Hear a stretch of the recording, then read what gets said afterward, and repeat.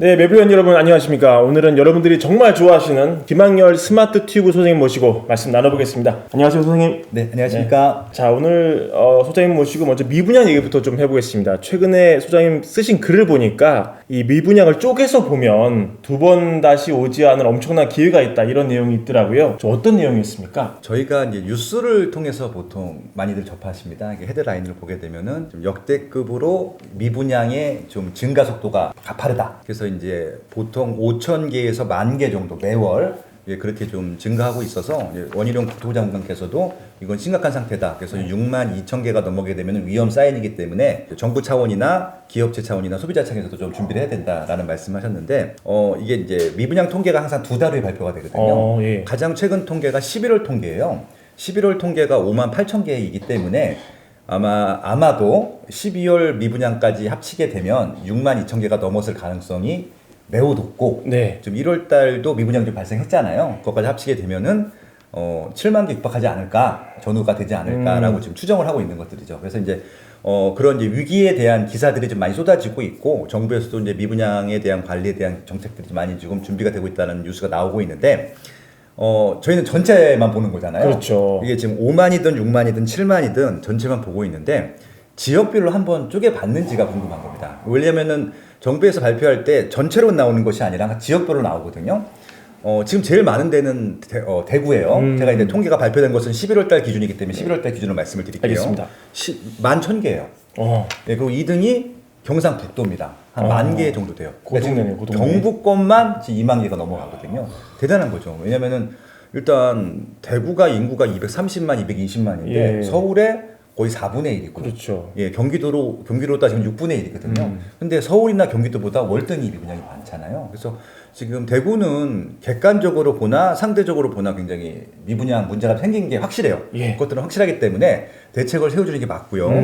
그리고 또 이제 어떤 문제가 있냐면은 대구도 8개 구가 있는데 입지 수준이라든지 수요가 다 똑같은 게 아니잖아요. 수성구라는 굉장히 인기가 많은 전국적으로 전국구 스타가 그렇죠. 하나 있는데 일단 거기부터 체크해 보시면 좋겠는데 대구의 8개 구 중에서 수성구의 미분양이 제일 많아요.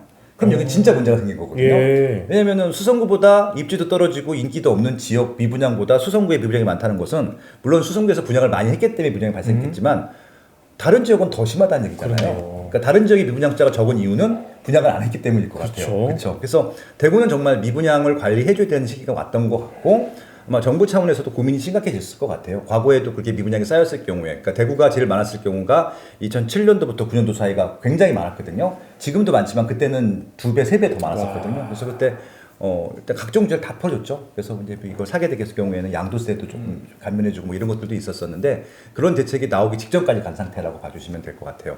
그다음에 이제 경상북도에서는 포항만 많아요. 포항만 많고 경주가 약간 많고, 근데 포항시가 단일시 중에서는 제일 많을 것 같아요. 한 4,000개가 넘더라고요. 예, 그 정도 수준이고요. 3등이 경기도예요. 그리고 이제 4등이 충청남도인데, 아까 말씀드린 대로 경기도는 인구가 1,300만이고 대구가 220만이기 때문에 6배거든요. 네. 6배 인구가 있는데 대구보단 그래도 한 3분의 1이기 때문에 이것이 맞냐 적냐를 갖고 좀 한번 생각을 해보셨으면 좋겠어요.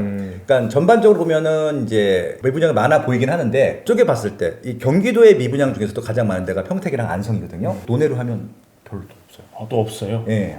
그리고 가장 문제가 되는 지역 중에 하나가 수도권일 텐데 서울하고 인천이 있는데 지금 매월 미분양 숫자가 증가하고 있긴 해요. 네. 근데 인천 같은 경우는 대구보다 인구가 많아요. 거의 예. 한 70만이 더 많은데 대구의 한 3분의 1 정도 수준이고 서울은 이런 기사를 봤는데 미분양 숫자가 1000% 상승했다는 거예요.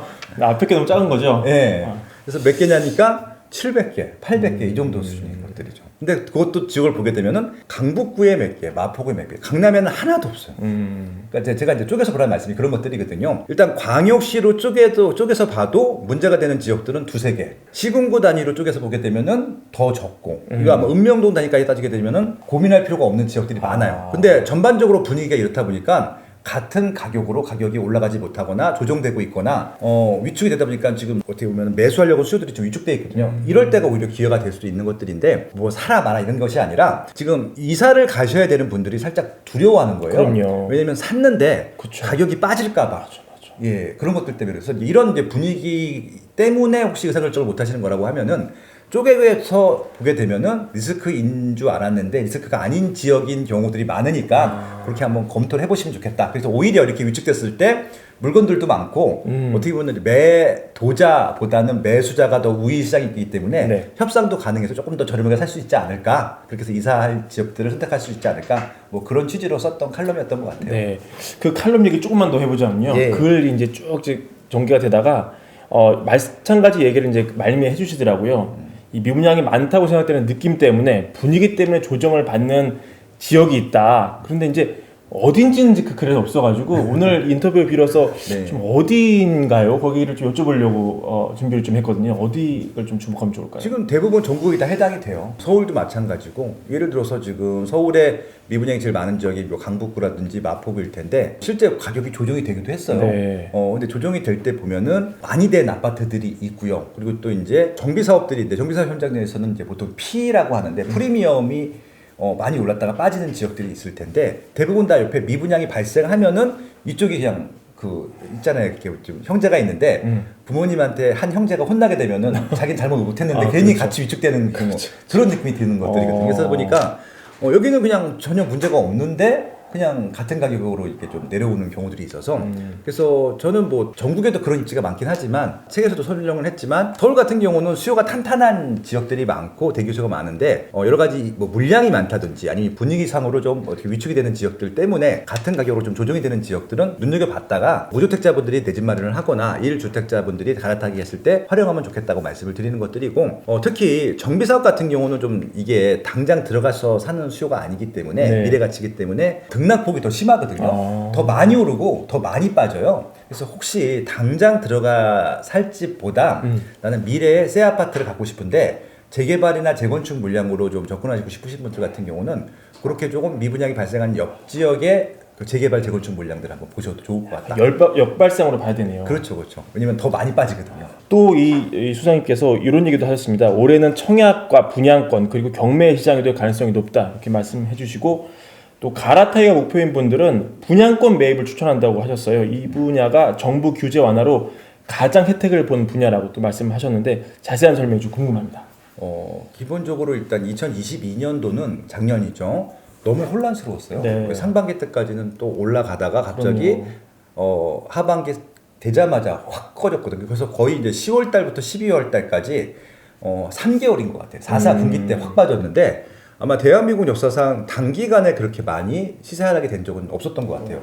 오히려 IMF나 금융위 포함해도 그런 것 같다는 생각이 예. 들더라고요. 그래서 이게 어떻게 보면은 이제 부동산 시장을 분석하는 입장에서 보게 되면은 2008년도, 2007년도 금융위기 이후에 완만하게 빠졌거든요.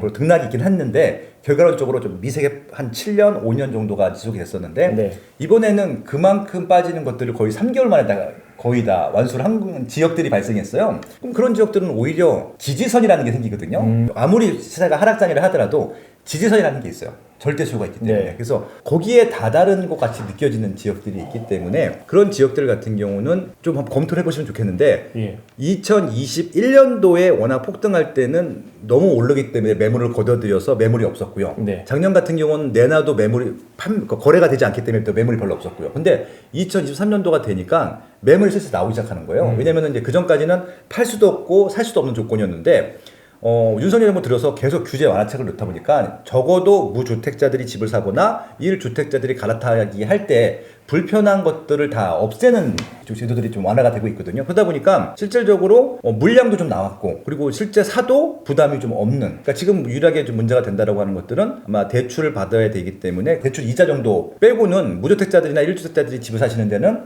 일시적 2가구 그런 기간들도 3년은 늘어났잖아요. 그렇죠. 그래서 조금 이제 부담이 덜한 조건으로 왔기 때문에 금리 문제만 좀 해결이 되면은 조금 더 거래량이 증가할 수 있는데 다행히 이 시점에 맞춰갖고 물량들이 많은 거예요. 그러니까 작년까지는 기존 매물도 별로 없었고 분양 물량도 없었고 미분양도 없었어요. 심지어는. 예. 근데 지금은 미분양도 있고 기존 매물도 증가하고 있고 또 거래될 수 있는 분양권이 나온 거예요. 왜냐면은 규제 지역일 땐 분양권 거래가 안 돼요. 예. 근데 지금은 아시다시피 강남구, 서초구, 송파구, 용산구 4개 빼고 다 이제 거래가 될 수도 있는. 그렇죠. 심지어는 지금 이제 올해 가장 이벤트 중에 하나가 그 청량리역 주변에 3대 그 주상복합 이제 곧 입주를 시작하는데 그게 분양권이 이제 거래가 돼요. 이제 그것도 볼 수 있는 것들이죠. 그런 부분들. 그래서 실질적으로 구축에서 골라도 되고, 갓 입주한 신축에서 골라도 되고, 그리고 입주를 앞두고 있는 분양권을 골라도 되고 그런 것들이 있었고요. 또 하나 뭐냐면은 경매 물건이 작년까지 별로 없었었는데 지금은 나오기 시작했고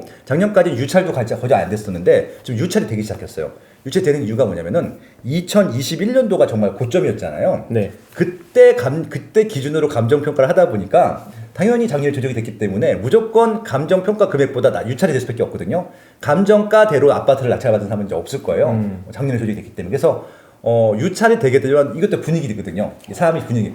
유찰이 되는구나 라고 해서 사람들이 안 들어가요. 근데 그걸 면밀히 보게 되면은 아까 말씀드린 대로 정말 빠진 지역들이 있고 안 빠진 지역들이 있는데 경매 시장에 유찰이 되다 보면 이게 유찰이 안 돼도 되는 가격인데 유찰이 되는 경우가 있거든요. 그런 건 잡아야 되는 거잖아요. 그러니까 지금 경매 하시는 분들은 지금 신이 났어요, 지금. 그래서 아마 3월 달부터는 이런 매물들이 많이 나올 텐데 경매 공부를 하셨던 분들은 다시 한번 경매 사이트로 열어보시는 것들을 추천드리고요. 경매 공부 안 되시는 분들은 한번 이번 기회에 아파트는 되게 쉽거든요. 그러니까 특수물건도 아니고 뭐 토지나 상가도 아니기 때문에 한번 내가 내 집 마련한다는 마음으로 갈아타간다는 마음으로 한번 골라보신다면 하면요. 가격만 정확히 분석만 할 수 있다고 하면은 경매 시장에서도 괜찮은 매물들이 나올 수 있다. 정리하면은 기존 매물, 신축, 그다음에 분양권, 신규로 분양하는 것들, 경매에 나오는 것들 이게 스펙트럼이 넓어졌어요. 2023년도는 실거주 목적으로 접근하시는 분들한테는 굉장히 기회의 장이 됐다. 알겠습니다. 근데 이분들이 항상 또 겁이 나시잖아요. 샀는데 더 떨어지면 어떡하지 이런 망설임에 손이 이제 안 나가시는 분들이 많은데 부동산이 너무 개별성이 강한 상품이기 때문에 딱 잘라서 말하기는 어렵지만 그래도 몇 년 전에 가격까지 떨어졌으면 이건 정말 안전 마진이 있다 이렇게 좀 가이드라인을 좀 주실 수가 있을까요? 안전 마진이 얼마라고는 말씀드릴 수는 없는데 어차피 이제 실거주 목적으로 이제 접근하시는 분들한테만 좀 조언을 드릴게요. 이게 좀 정말 답답하고 정말 안타까운 이유 중에 하나인데 무주택자가 있고 1주택자가 있고 다주택자가 있잖아요. 그러니까 다주택자처럼 의사결정을 하면 되게 편하겠어요, 오히려. 근데 대부분 다주택자처럼 의사결정을 하지 않고 전문가처럼 혹은 정부처럼 그다음에 무슨 이거를 분석하는 학자처럼 분석을 해요. 아무 의미 없거든요, 그거는. 우리가 저점을 맞춰서 뭐 할 거예요? 고점을 맞춰서 뭐 할 것이고. 맞출 수도 없잖아요, 사실. 예. 그거는 주식도 맞추기 어렵고, 애널리스트도 다 틀리잖아요. 근데 그냥 하는 것 뿐이거든요. 그냥 이렇게 지수가 나왔을 때 왜 이렇게 나왔는지를 분석하는 것 뿐이지, 그건 전문가들의 영역이고, 의사결정의 영역이 아니거든요. 그냥 참고만 하는 것들이죠. 그냥 적당한 시기에 사서 적당한 시기에 팔면 되는데, 국토교통부에서 매년 조사하는 게 있어요. 가장 객관적인 데이터라고 볼 수 있는데, 주거 실태 조사라고 하는 게 있습니다. 현재 주거와 관련된 의사결정들을 어떻게 하고 있는지를 조사하는 조사인데, 표본수도 가장 크고 가장 정확한 조사라고 보시면 될 것 같아요. 거기 보시면은 자가로 아파트를 사신 분들이 평균적으로 거주하는 기간이 11년 이상이에요. 그러면 지금 사서 11년 후에 팔 거잖아요. 그러니까 10년 동안에 내가 산 금액보다 내려갈 수도 있고, 다시 올라갈 수도 있고, 또 빠질 수도 있고 내려갈 수도 있고 한 몇 번을 반복할 수 있어요. 근데 궁극적으로 5년 후에 10년 후에 내가 산 가격보다 올라가 있을 가능성이 높다고 확신이 든다고 하면 사면 되는 거잖아요. 저점이 아니라 하더라도. 그러니까 이렇게 좀 예를 들어볼게요. 그러니까 지금 이제 하락장이라고 했으니까 딱 이번 거 빼고 두 번이 더 있었어요. 97년도 IMF가 있었고 2007년도 이후에 금융위기가 있었습니다. 근데 97년도하고는 비교할 필요가 없을 것 같아요. 그건 우리 문제가 아니라 외부 충격이었기 때문에 전반적으로 그냥 다 문제가 생겨서 빠진 것들이었지 그것도 바로 회복이 됐거든요. 근데 지금 시장이랑 조금 똑같진 않아도 유사한 것이 2007년도 이후의 분위기일 텐데 그때랑 지금이랑 좀 다른 게 있어요. 그때는 정말 투기 수요가 많았고 지금 시장은 2017년도 이후는 대부분 실거주 수요거든요. 잘 팔지도 않고 잘 사지도 않아요, 이분들이. 네, 그래서 실질적으로 뭔가 시장이 흔들려도 막 투매를 하거나 이럴 가능성은 없어요. 그러니까 많은 분들이 오해하고 계신데 정확히 2019년도 이후부터는 아예 서울 같은 경우는 투자를 못했어요. 투자하는 사람이 바보죠. 가격도 비쌌고 돈도 많이 들어갔으니까. 그래서 대부분 실거주 목적. 그러니까 영끌을 했다는 얘기는요. 영끌에서 투자하시는 분들은 없어요. 투자자들은 대부분 쌀 때 사는 겁니다. 그래서 영끌은 실거주 목적으로 들어가신 분들이기 때문에 버틸 수 있으면 그분들은 버티실 겁니다. 그분들이 나오지는 않거든요. 그래서 이 얘기는 뭐냐면은 하방 지지선 좀 있다는 말씀을 좀 드리고 싶은 것들이고 실거주 목적으로 구매했기 때문에 wen만하면 10년 후에 팔 거거든요. 근데 그 사신 분들이 10년 후에 가격이 내려갈 것들을 샀다고 하면은 그거는 중간에도 파는 게 맞죠. 근데 대부분 영끌에서라도 살고 싶으신 분들은 좋은 거 샀을 거예요. 걱정하실 필요는 없다는 말씀을 드려보고 싶은 것들이고 앞으로도 그렇게 좀 의사결정을 하셨으면 좋겠다는 말씀입니다. 그러니까 지금 산 것들이 당장 내려가고 오르가는 거 신경 쓰지 마시고 10년 후에 올라가 있으면 되는 것들이니까 오르락 내리락을 반복하겠지만 지금 시세보다는 올라갈 수 있는 상품들을 결정하면 된다는 말씀을 좀 제안드리고 싶었어요. 아까 소장님께서 말씀도 해주셨지만 올해는 또 청약을 각광받을 수 있는 그런 해다 또 말씀해 주셨어요. 과거보다 당첨된 확률이 몇 배는 또 올라갔고 관련 규제도 많이 완화가 됐다고요. 좀 쉽게 풀어서 설명 가능하실지 궁금합니다. 단적인 예를 들어드릴게요. 그러니까 이제 예를 들어서 지금 뭐 둔촌주공이 워낙 이슈니까 둔촌주공 같은 경우 아마 2021년도에 그 분양을 했으면은 아마 통장이 한 40만 개가 몰렸을 것 같아요. 근데 아시다시피 지금 이제 전반적인 분위기가 좋지 않다 보니까 분양가도 올라가고 아직까지는 규제가 완벽하게 풀리진 않았거든요. 그러다 보니까 이제 한 5대1, 6대 정도로 끝났는데 보통 한 달에서 연인들이 나오게 되면은 계약할 시기에 완판이 안 돼요. 대부분 미계약분이 나와요. 그래서 이제 줍줍까지 보통 가는 것이 일반적이기 때문에 줍줍까지 간다는 얘기는 뭐냐면은 가점이 없어도 된다는 얘기잖아요. 그렇죠. 예, 그럼 그걸로 끝났잖아요. 그러니까 이게 2021년도까지는 가점이 서울서 아파트를 분양받기 위해서는 60점 이하는 명함도 못 내밀었어요. 네. 예비 당첨자까지 합치게 되면은 안정권이 70점 이상이고 최소한 60점대 후반이 돼야지 당첨이 될까 말까 고민할 정도였었거든요. 이제 10점대도 돼요. 심지어는 결혼하시지 않으신 독신 가구도 되고요. 집이 있는 분들도 될 것 같아요. 어차피 이제 집 있는 분들도 좀 할 수 있으니까 규제적이 아니면 둔촌주공은 규제적이 아니니까 결국은 내가 가점 여부와 상관없이 그리고 내가 가구주 여부와 상관없이 당첨이 될 수 있는 조건들이 됐던 것들이 있고 또 뭐가 좋아졌냐면은 돈이 없잖아요, 솔직히. 둔촌 조금 비싸기 때문에. 그래서 이제 실질적으로 이제 돈이 없는 분들은 보통 어떻게 했냐면은 내가 먼저 들어가 사는 것이 아니라 전세로 세팅을 해요. 그래서 전세로 일단은 대출 상당 금액을 채우는 것들이고 그리고도 부족하면은 제 뭐 신용대출 받은 데서 좀 나머지를 채우죠. 예. 그래서 이제 그렇게 해서 보통 전세를 먼저 세팅을 하고 자기들은 돈이 생겼을 때 나중에 대출을 받아서 들어가는 경우들이 많았었는데 그게 원칙적으로 안 됐었어요. 네. 지난 이전 정부에서는. 근데 그게 가능하게 됐잖아요. 그러다 보니까 내가 당장 현찰이 없다 하더라도 전세로 레버리지를 써서 일부 대출을 채운다고 하면은 가능한 시기가 된 것들이죠. 그러다 보니까 당연히 청약을 이용해서 내집마를 할 수 있는 기회가 많이 생겼다라고 봐주시면 될 것 같아요. 그래서 결국은 이런 조건들 때문에 청약으로 내집마를 하기가 굉장히 쉬워진 시기가 됐다. 이렇게 좀 말씀을 드리는 것들이죠.